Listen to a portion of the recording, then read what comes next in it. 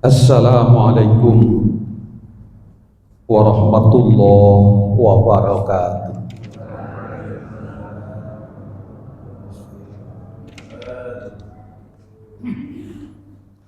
A'udzu billahi minasyaitonir rajim. Bismillahirrahmanirrahim. Alhamdulillahilladzi arsala rasulahu bil huda wa dinil haqq liyudhhirahu 'alad dini kullihi wa kafa billahi syahida. Wassalatu wassalamu ala habibina wa syafi'ina wa qurrati a'yunina wa maulana Muhammadinil Mustafa wa ala alihi wa ashabihi ahli sidqi wal wafa. Hadratal muhtaramin, jamaah subuh Masjid Al-Mubarak, ibu-ibu, bapak-bapak, saudara-saudara yang berbahagia, yang saya hormati dan saya muliakan. Saya katakan bahagia karena dengan sholat subuh berjamaah, nilai Bapak Ibu semalam suntuk dihitung melaksanakan sholat, walaupun tadi malam begadang sampai jam 12. Ada yang begadang karena kerja bakti ngecat jalan, ada yang begadang karena nonton final bola voli nasional Lintang Trenggono.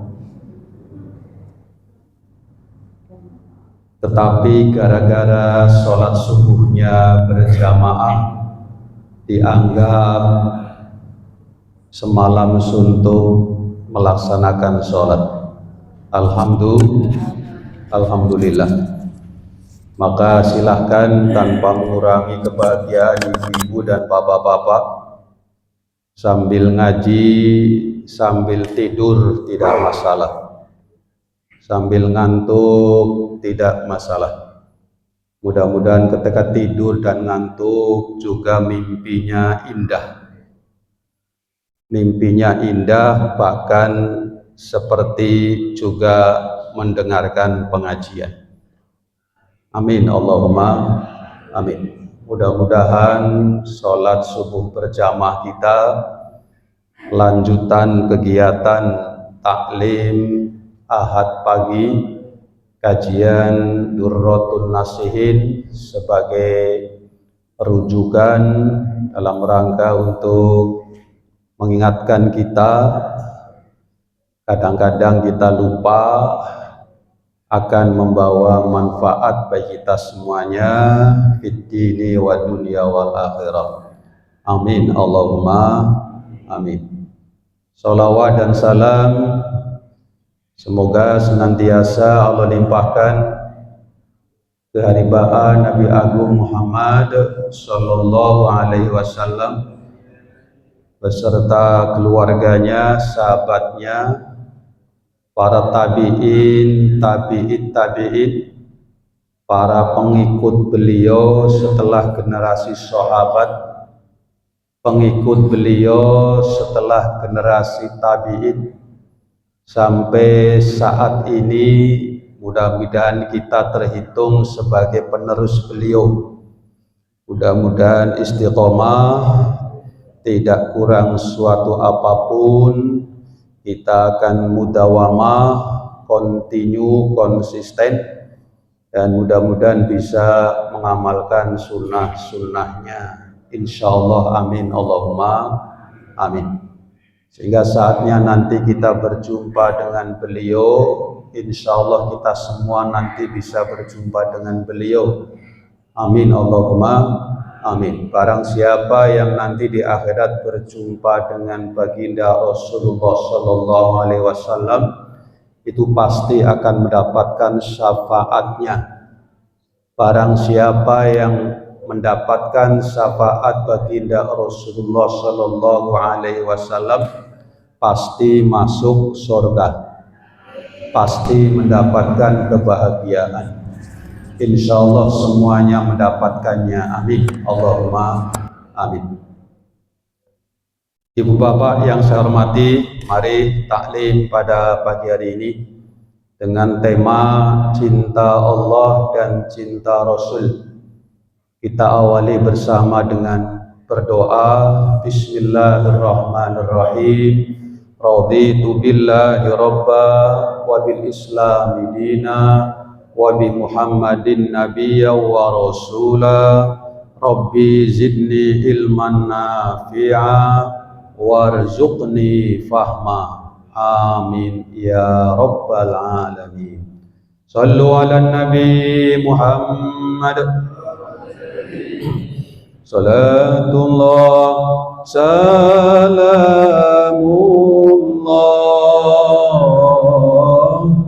ala taha rasulillah.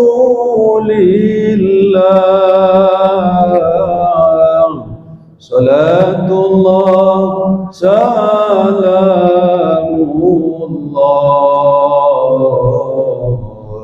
ala yasin habibillah.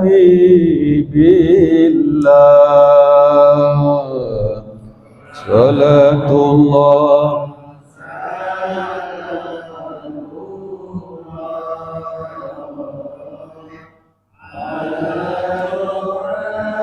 Rasulillah.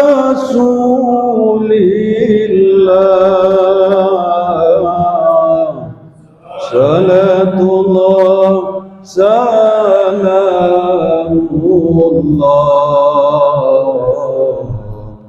ala yasin habibillah. Tawassalna bismillah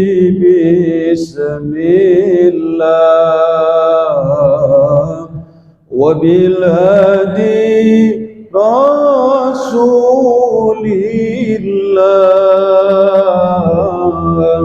wa kulli mujahidilillah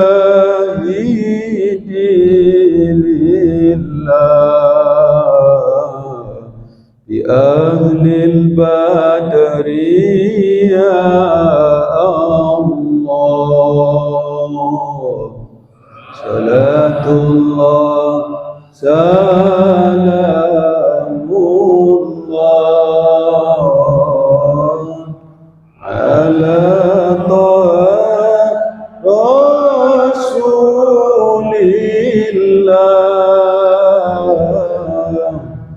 Salatullah salamullah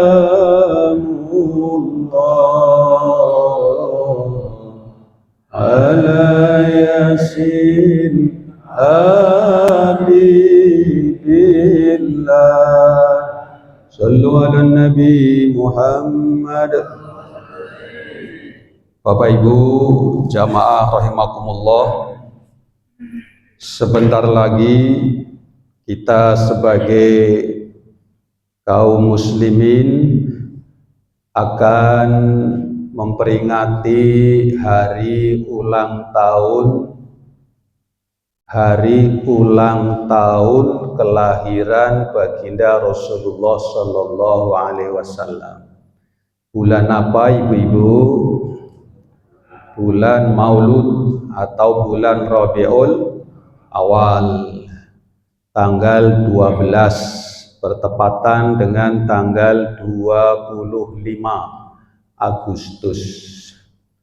Kemudian sebagai bangsa Indonesia kita juga akan memperingati hari ulang tahun kemerdekaan RI yang keberapa Bapak-bapak? Yang ke-81. Karena itu kita sebagai kaum muslimin muslimat Indonesia ada dua peringatan yang sangat penting Satu sebagai bangsa, yang kedua sebagai kaum muslimin. MMT yang sudah kami pasang di depan, Bapak Ibu perlu nanti dilihat.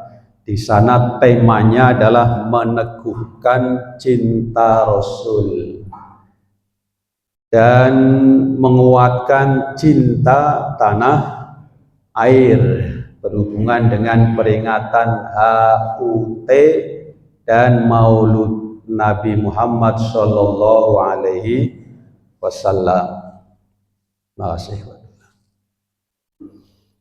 Menyambut peringatan hari ulang tahun kemerdekaan RI, alhamdulillah di masing-masing RT sudah bergerak menunjukkan jati dirinya. Semua RT sudah ngecat jalan ya. Saya berani seperti ini karena RT 7 sudah tadi malam. Sudah pada masang bendera, sudah pada masang umbul-umbul, sudah pada jalan sehat. RT 9 sudah kemarin jalan sehat. Itu ya Pak Taryo ya. RT yang lain, RT 5 juga sudah kemarin kayaknya ya, Pak Nur Hasim ya. RT 03 gimana, sudah jalan sehat? Belum ya. Mas Bayu kapan mau jalan sehat? RT 03 banyak cara, banyak hal menyambut hari ulang tahun kemerdekaan RI. Dengan apapun caranya itu bagus. Lomba juga sudah dilaksanakan, bahkan upacara pun nanti kita akan laksanakan. Tapi sesungguhnya apresiasi terhadap hari ulang tahun kemerdekaan tidak hanya dengan upacara, tidak hanya dengan kegiatan-kegiatan itu, tapi ada yang lebih penting, yaitu meneruskan cita-cita para pahlawan, meneruskan cita-cita para ulama kaum santri bangsa Indonesia yang dulu sudah berjuang, yang sudah mengorbankan pikiran, tenaga, jiwa, dan raga untuk meraih kemerdekaan. Meneruskan cita-cita mereka mewujudkan negara yang makmur, yang adil, bangsa yang betul-betul bermartabat, bangsa yang betul-betul memiliki derajat dan tingkat kualitas, betul-betul merdeka. Ini harus.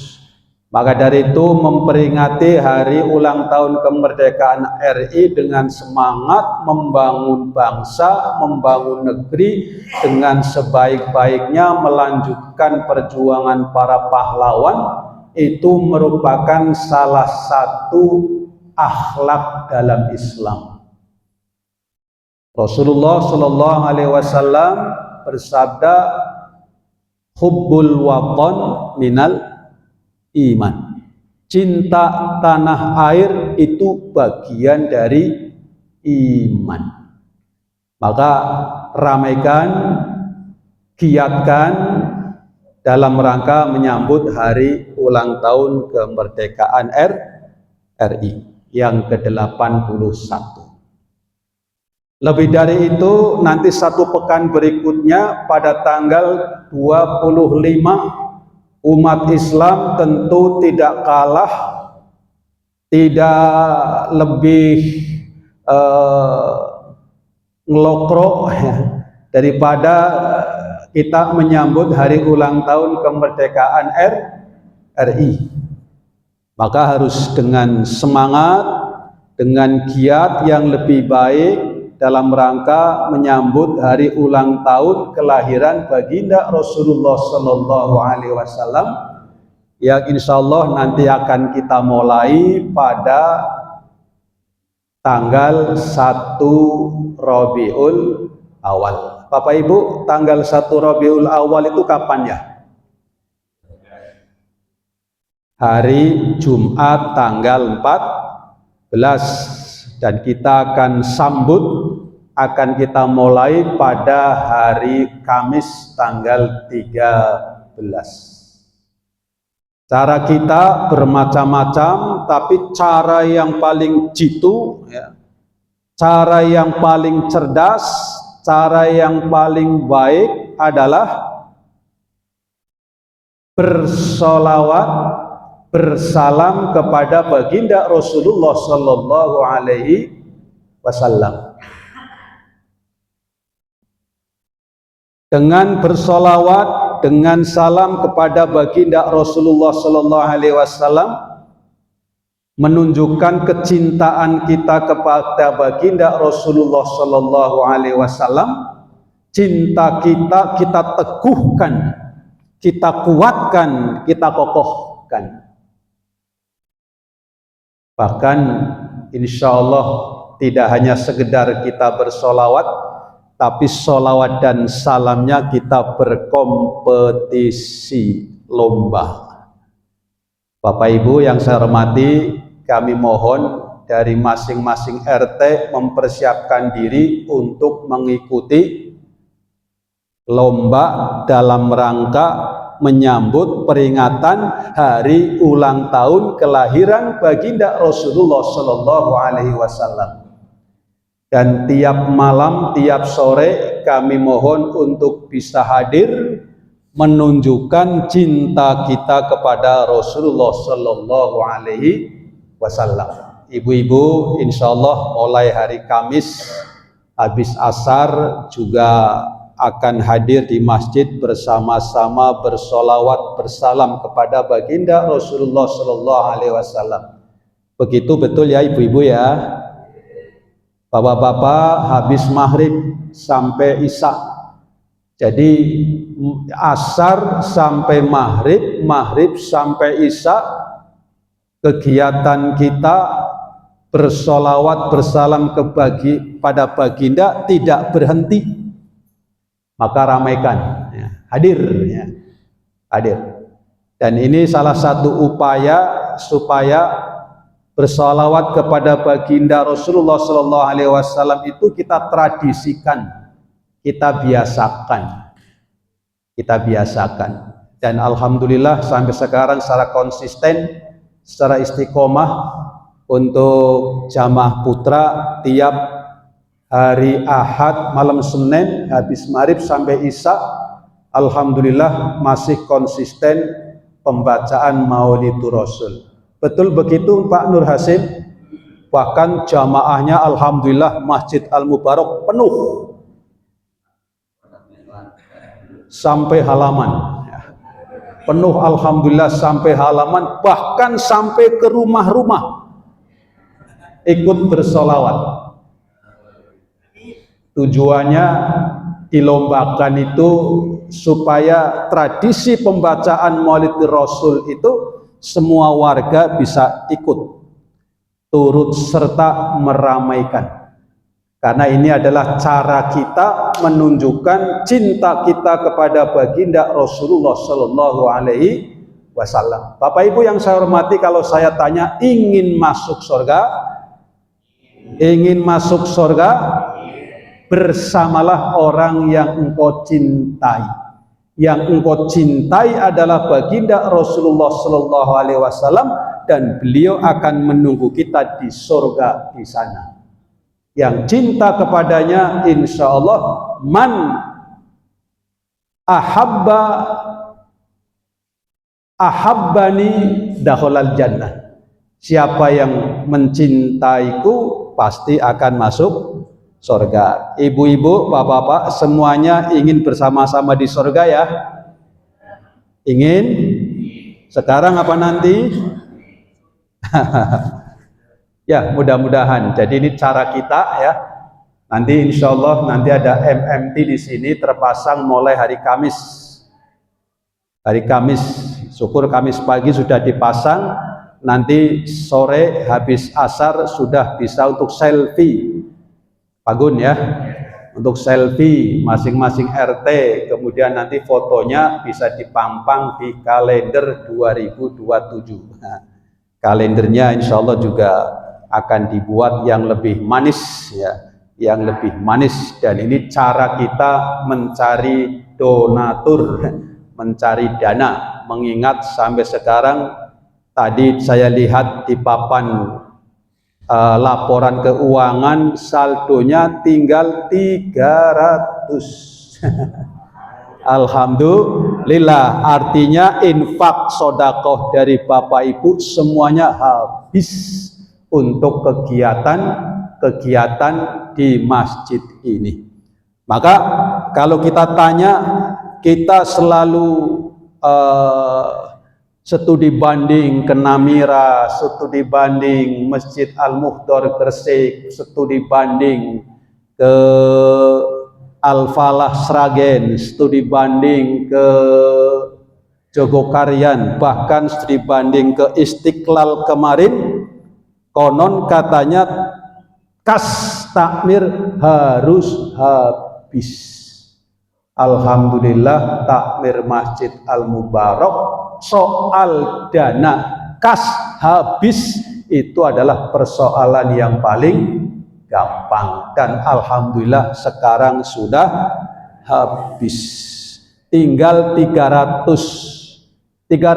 kalau untuk nyanguni mubalih pada pagi hari ini, karena setiap ceramah ini nanti akan dikasih amplop sama bendahara, ternyata saya buka 1 juta. Kurang gitu ya, kurang ya. Maka Bapak Ibu yang saya hormati, di samping kita nanti bersolawat, semangat untuk infak dan sodakoh, dan itu adalah kekayaan kita bersama. Dengan berbagai macam cara kita sudah berupaya untuk menghimpun dana infak dan sodakoh. Alhamdulillah juga sukses. Pokoknya hal-hal yang baik di Masjid Al-Mubarak itu selalu sukses. Alhamdulillah. Mudah-mudahan nanti juga peringatan hari ulang tahun kemerdekaan RI ke-81, peringatan hari ulang tahun kelahiran baginda Rasulullah SAW yang akan dilaksanakan pada hari Selasa 25 Agustus habis subuh seperti ini. Mudah-mudahan juga sukses, amin Allahumma. Artinya sukses itu adalah banyak yang hadir, dan setelah itu nanti semangat bersolawat kepada Nabi Shallallahu Alaihi Wasallam juga meningkat, amin Allahumma amin. Ibu bapak yang saya hormati, selanjutnya kita kembali ke Durratun Nasihin. Imam Baihaqi meriwayatkan dari Ibnu Abbas dari Nabi Shallallahu Alaihi Wasallam, man tamassaka bi sunnati inda fasadi ummati falahu ajru mi'ati syahidin. Man utawi sapa wonge tamasaka kang kondelan sapa man bisunnati kelawan sunnahku inda fasadi ummati ing dalem rusake umatku.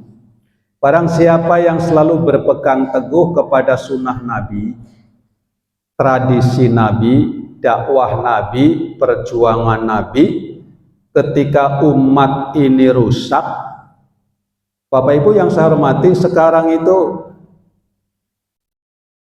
umat pada umumnya sedang tidak baik-baik saja. Tidak hanya di pelosok-pelosok negeri, tapi kerusakan bahkan sudah di pusat-pusat negeri. Korupsi, kolusi, nepotisme sudah sangat jelas. Maka kalau ini dikatakan inda fasadi ummati, lalu kita tetap selalu berpegang teguh kepada sunnah Nabi Shallallahu Alaihi Wasallam, selalu jujur, selalu melaksanakan perintahnya, selalu ikhlas, selalu sabar, selalu bersyukur atas nikmat Allah Subhanahu wa taala. Di saat banyak orang yang tidak banyak bersyukur, tidak bersabar, banyak orang yang tidak jujur, menebarkan hoax, bahkan korupsi, tapi kita tetap berpegang teguh kepada sunnah Rasulullah Sallallahu Alaihi Wasallam. Ini falahu mongko wajib ingatase man ajru mi'ati syahidin. Orang itu akan mendapatkan pahala 100 orang mati syahid. Saya ulangi lagi, kita berpegang teguh kepada sunnah Rasulullah Sallallahu Alaihi Wasallam. Ketika umat ini rusak, maka kita mendapatkan pahala 100 orang mati syahid. Alhamdulillah. Jadi kita tidak usah perang ke medan perang, karena memang kita sudah tidak punya lawan. Kita tidak usah kemudian menghunuskan pedang maju ke medan perang. Ayo, siapa yang berani maju akan saya tebas batang lehernya sekarang juga. Itu tidak akan terjadi. Tapi kita akan berhadapan dengan musuh-musuh yang memang kemungkaran, korupsi, kolusi, dan nepotisme. Bapak-bapak yang saya hormati, ada komisi pemberantasan korupsi, disingkat dengan KPK. Ternyata korupsi. Apalagi yang korupsi itu? Kejaksaan korupsi, apalagi polisi korupsi. Nah, apalagi ini kira-kira? Bapak Ibu yang saya hormati, Departemen Agama, Masya Allah. Sekarang lalu yang tidak korupsi siapa? Jamaah Masjid Al-Mubarak, alhamdulillah gitu. Ora ono. Karena tidak ada kesempatan ya alhamdulillah ya, tidak ada yang korupsi. Artinya kita senantiasa jujur pada saat masyarakat rusak. Maka kita insya Allah mendapatkan pahala 100 orang mati syahid. Padahal 1 orang mati syahid itu pahalanya dakhalal jannah bi ghairi hisab, akan masuk surga tanpa hisab. Jadi jamaah Masjid Al-Mubarak khususnya yang rajin mengikuti pengajian kuliah ahad pagi pasti mendapatkan pahala 100 mati syahid. Jadi nanti ketika mati syahid, ketika semuanya di akhirat, semuanya akan masuk surga tanpa hisab. Jadi ada seperti kilat itu, les, langsung surga seperti kalbarkil khotib, les, sampai malaikat itu gumun. Ini masyarakat hebat sekali, masuk surga tanpa hisab, cepat sekali, lebih cepat daripada kilat yang menyabar. Malaikat kepo, mau tahu siapa itu. Ternyata ada tulisannya Al-Mubarak, pantesan Al-Mubarak. Siapa sih kiainya? Siapa sih imamnya? Oh lah, pantes gitu ya. Pantes. Ketua Al-Aqsa lebih dulu, ketua Al-Mukarramah dulu, ketua panitia Zarkasi dulu gitu ya. Baru kemudian nanti jamaahnya les terakhir dilihat ketua takmirnya siapa ya. Alhamdulillah. Jadi Bapak Ibu yang saya hormati, yang kita lakukan seperti ini itu sudah benar adanya. Sudah memang seharusnya. Bicara tentang balasan pahala dari Allah Subhanahu wa taala tidak kurang suatu apapun, bahkan lebih tinggi, lebih banyak dari perkiraan kita. Orang mati syahid hanya dapat 1, tapi kita nguri-nguri sunnah Rasulullah Sallallahu Alaihi Wasallam 100 orang mati syahid. Bapak Ibu yang saya hormati, kemudian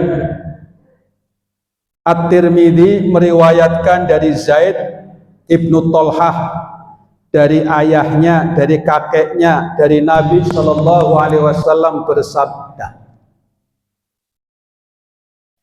Inna dina bada'a ghariban wa sayarji'u ghariban fatuba lil ghuraba.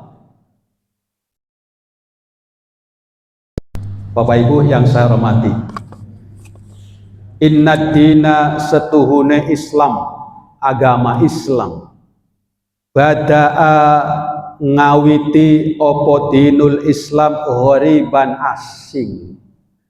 Pada mulanya dulu Islam datang ketika baginda Rasulullah Shallallahu Alaihi Wasallam berdakwah mengenalkan Islam itu dalam keadaan asing, tidak terkenal, kelihatan lucu, kelihatan aneh, kelihatan tidak umum. Bada'al Islam ghariban. Bapak Ibu yang saya hormati, sehingga baginda Rasulullah Shallallahu Alaihi Wasallam ketika dakwah 13 tahun di Makkah, pengikutnya tidak nyampe 100 orang, hanya puluhan. 13 tahun. Pengikutnya bisa dihitung dengan jari. Abu Bakar, kemudian Abu Bakar ikut berdakwah, mendapatkan pengikut namanya Utsman, mendapatkan Abdurrahman bin Auf, Tolhah bin Zubair, Sa'ad bin Abi Waqqas. Itu yang terkenal. Tapi alhamdulillah dapat dukungan dari istri tercinta beliau yang namanya Khadijah. Mendapatkan dukungan dari ponakan pada waktu itu masih kecil karena usianya baru 10 tahun, namanya Ali bin Abi Thalib. Bisa dihitung 13 tahun. Karena menurut masyarakat Mekah, apa yang disampaikan oleh Nabi Shallallahu Alaihi Wasallam itu asing. Asing, ajaran opo kuwi, perintah opo kuwi, asing.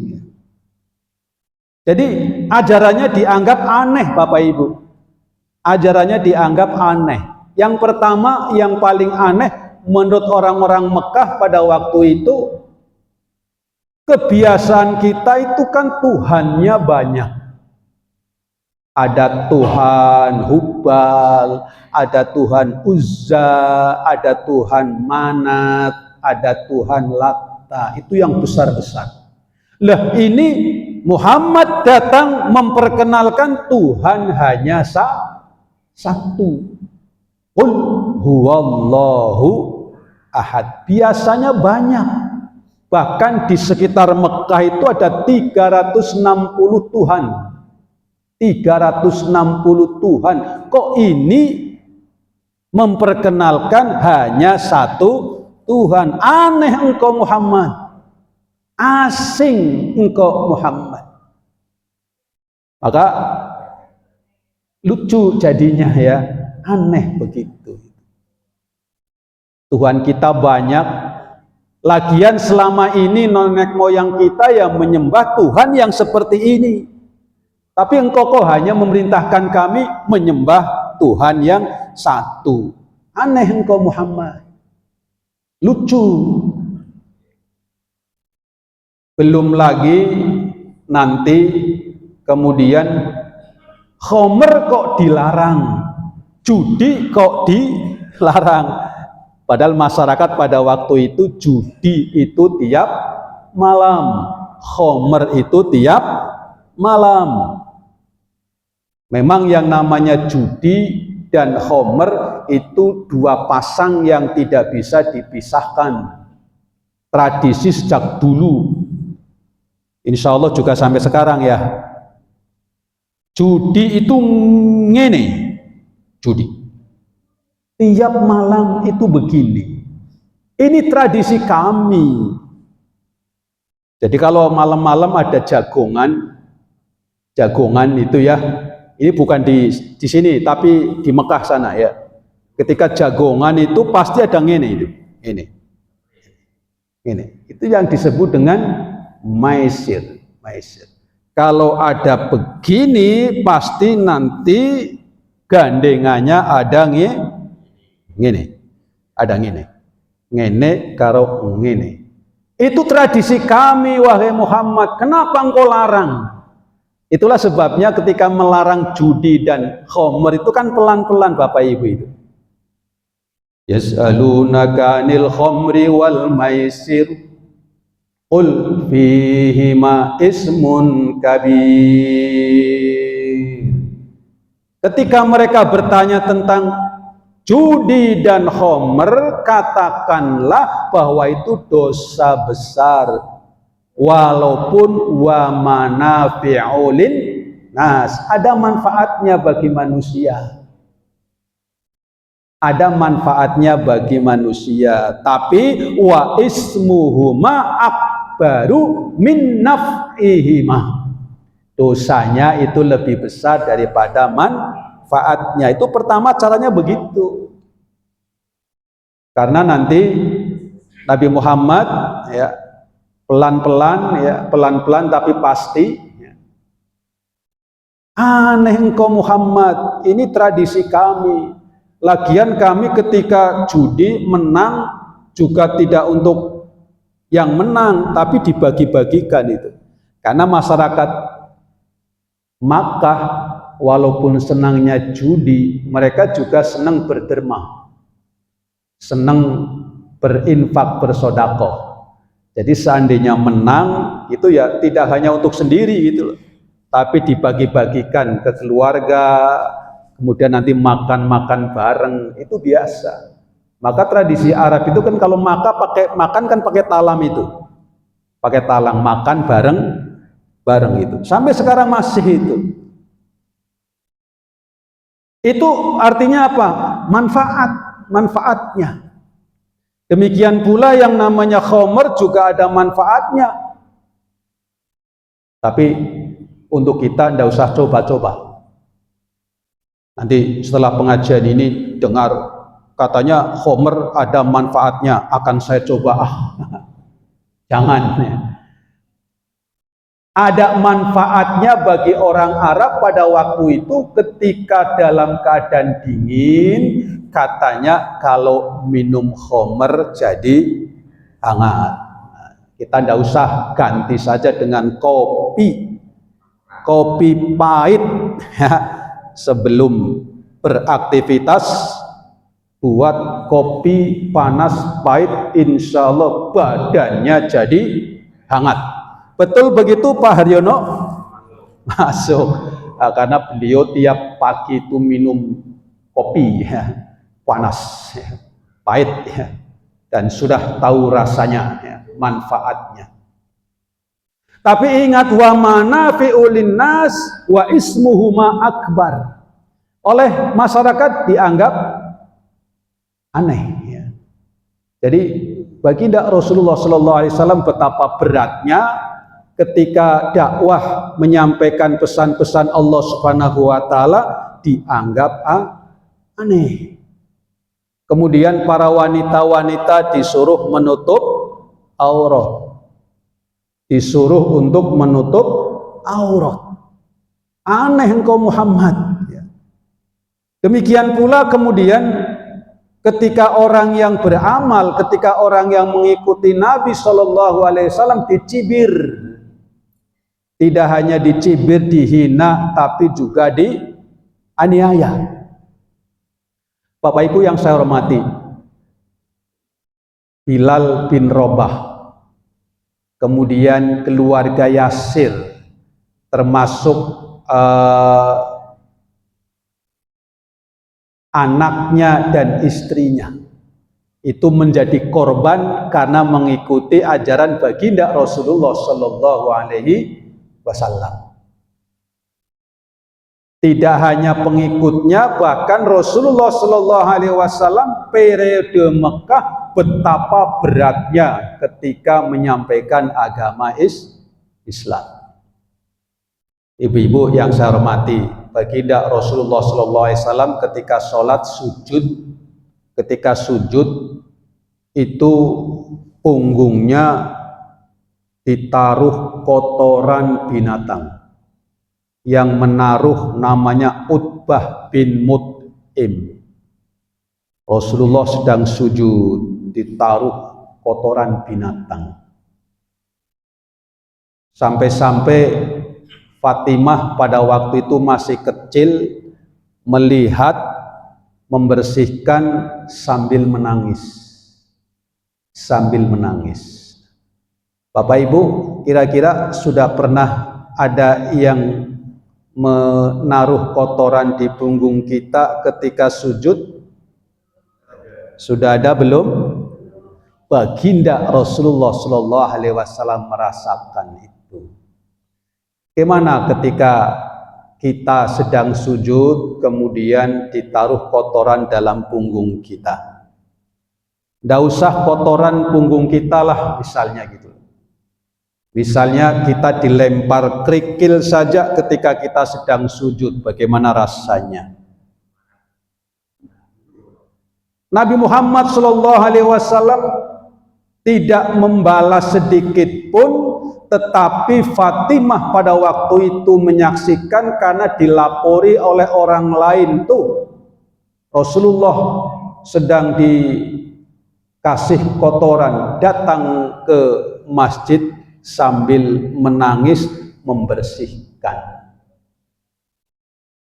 Berat apa ringan? Saking asingnya, tidak hanya sekedar asing itu.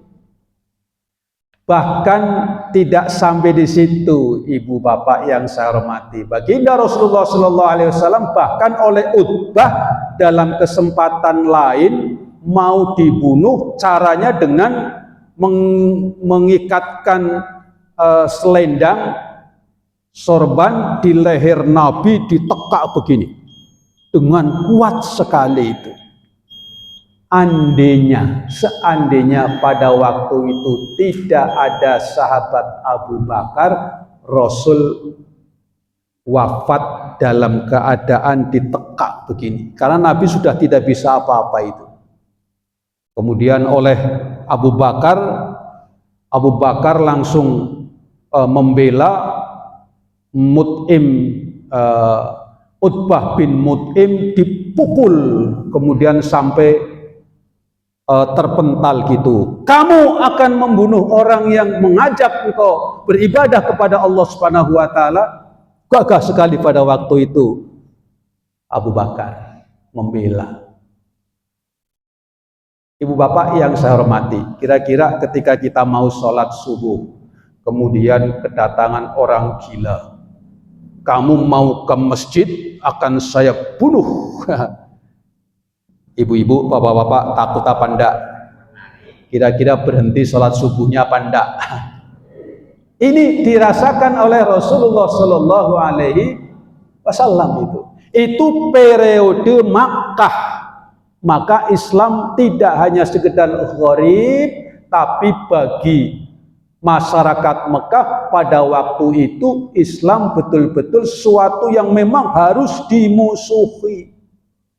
Bukan hanya ajarannya, tapi orang yang menyampaikan ajarannya. Muhammad Shallallahu Alaihi Wasallam harus diperlakukan sedemikian rupa. Itu di Mekah. 13 tahun. Pengikutnya hanya puluhan, tidak sampai ratusan.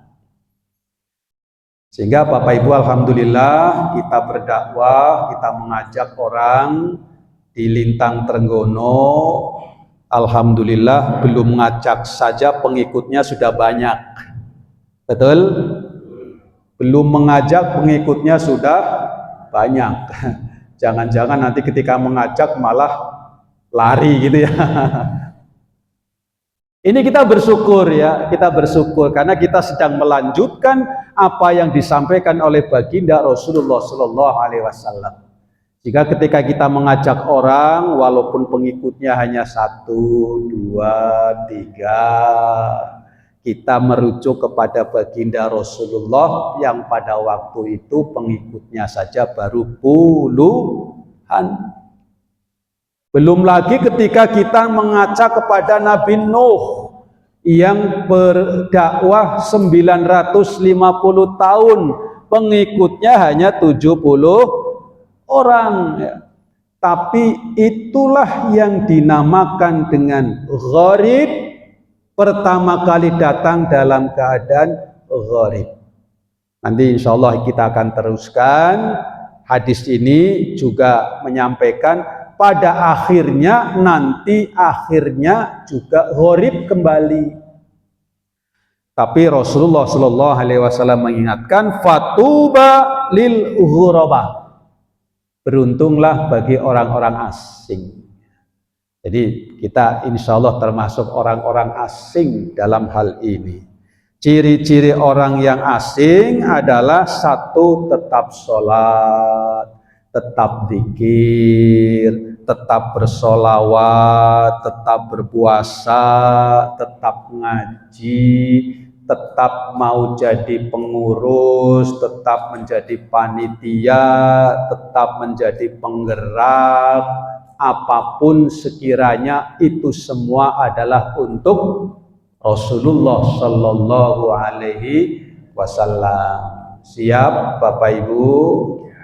Siap menjadi orang asing, siap dikatakan orang yang beruntung karena menjadi orang asing. Ini adalah pujian dari baginda Rasulullah Shallallahu Alaihi Wasallam. Fatuba lil ghuraba, beruntung kepada orang-orang asing ya, orang yang senantiasa istiqomah. Sehingga ketika dihujat, ketika dihina, ketika dikata-katain, tetap gitu ya. Suruh jadi panitia Zarkasi ya tetap jalan, jangan berhenti di tengah jalan ya, karena itu adalah meneruskan tradisi Rasulullah Shallallahu Alaihi Wasallam. Saya ngomong begitu Pak Haryadi dengar enggak toh?